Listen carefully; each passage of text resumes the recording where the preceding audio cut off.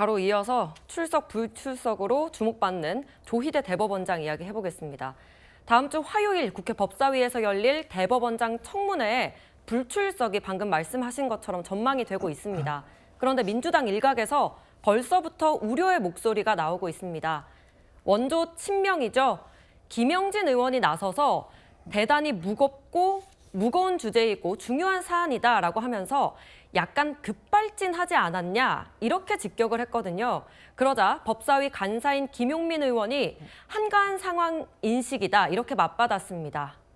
김 의원, 이 조희대 대법원장의 대선 개입 의혹이 사법 쿠데타라면서 이 대통령에 대한 파기환송 재판이 명백한 증거라고 주장했습니다. 들어보시죠. 본질은 조희대 대법원장 그리고 이 대법원이 대선에 개입했다는 것, 국민 주권을 침해했다는 것입니다. 결국에 사법 쿠데타를 저질렀다는 것이에요. 이것을 기획하고 실행했던 명백한 증거가 바로 그 판결들입니다. 매우 이례적인 판결, 매우 이례적인 재판 진행. 이것 말고 더 명백한 증거가 뭐가 필요합니까? 사실 추미애 법사위원장이 조희대 대법원장 청문회 개최를 결정하기에 앞서서 민주당 지도부와 사전 논의가 없었다 이런 논란도 불거진 상황이었죠. 이 논란이 되자 정청래 대표가 민주당 법사위원들을 격려하면서 힘을 실어주긴 했습니다만 당내에선 추 위원장이 벌인 이 싸움, 과거에도 별로 결과가 좋지 않았다라고 하면서 지방선거 이야기가 나왔습니다. 내년 경기지사 출마설을 겨냥해서 자기 정치하는 거 아니냐 이렇게 꼬집고 있거든요. 네, 그러니까 추미애 법사위원장이 경기도지사 출마를 염두에 두고 지금 무리수를 두는 것이 아니냐라고 하는 평가들이 있는 거잖아요. 네. 그렇기 때문에 당내 원내 지도부에서도 대법원장 청문회라고 하는 게 가당키는 한가라고 하는 그런 의문 제기들이 있었던 건데 결과적으로 이른바 민주당의 강성 지지층, 개딸들의 반응이 생각보다 나쁘지 않으니까 정청래 대표가 편승을 하는 것으로 저희는 이해를 하고 있거든요.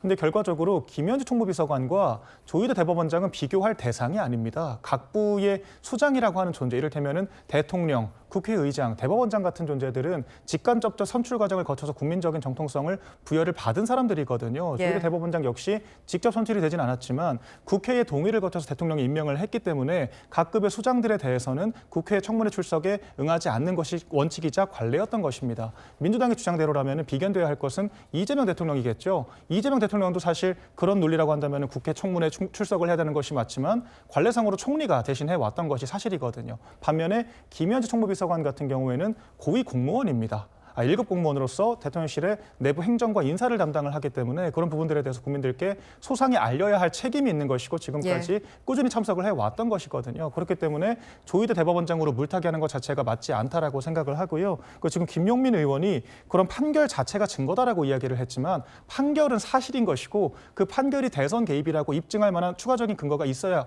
하는 것이겠죠. 그런데 원래 634 원칙에 따라서 3개월이 걸려야 될 대법원의 그런 최종심을 한 달하고도 15일 정도가 걸렸다라고 하는 것이 대체 왜 이례적으로 빨랐다라고 하는 것인지도 납득이 되지가 않고 피고인에 대해서 대법원장이 사법 절차에 따라서 사건을 종결시킨 것이 어떤 문제가 되는 건지에 대해서도 추가적인 입증이 필요하다라고 생각을 합니다.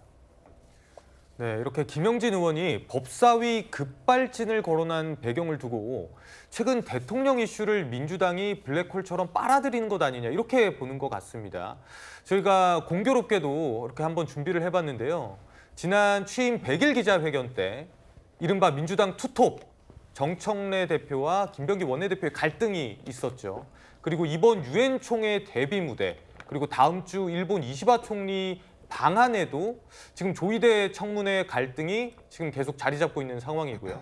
그러다 보니까 이 대통령 관련 이슈들을 좀 빨아들인 것 아니냐, 잡아먹고 있는 것 아니냐 이런 지적이 나오는 것 같은데요. 보수 논객인 조갑재 대표도 이런 말을 했습니다. 이재명 대통령이 좀 외로워 보인다. 국익을 챙기기 위해 동분서주하고 있는데 민주당이 거칠게 사법부를 압박하면서 대통령 힘을 빼는 것 아니냐는 지적이었어요. 성추훈 부의장님.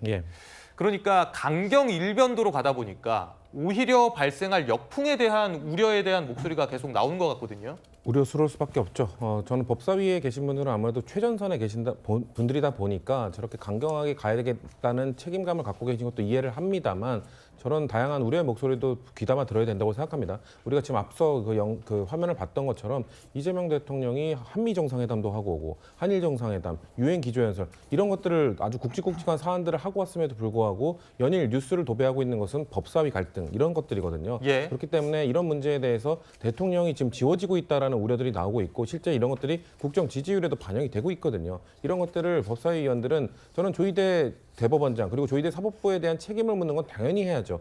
근데 조희대 청문회라는 형식이 과연 옳았는가? 저는 대통령께서 강자가 너무 세면 여론이 나빠진다는 얘기를 몇 주 전에 하셨던 것처럼 조희대 청문회가 아닌 저는 사법개혁, 뭐 사법입법 청문회 이런 식으로 형식을 만들어서 천대엽 법원행정처장이 사법부의 의견을 좀 반영해달라고 주장했던 만큼 그럼 조희대 대법원장 스스로 나오셔서 사법부의 입장을 좀 밝혀보십시오라고 하면서 그런 형식을 갖춰서 뭔가 조희대 대법원장의 문제점도 지적하고 국민들께 보여드렸다면은 조금 더 설득력이 있지 않았을까 하는 아쉬움이 있거든요. 그렇기 때문에 법사위의 그런 속도전 이런 것들을 이해합니다만 지금 대통령도 고려하고 그리고 전체 국민들 우려하는 목소리도 고려해서 속도 조절 아니면 내용 조절을 좀 하셔야 된다는 말씀 드리고 싶습니다.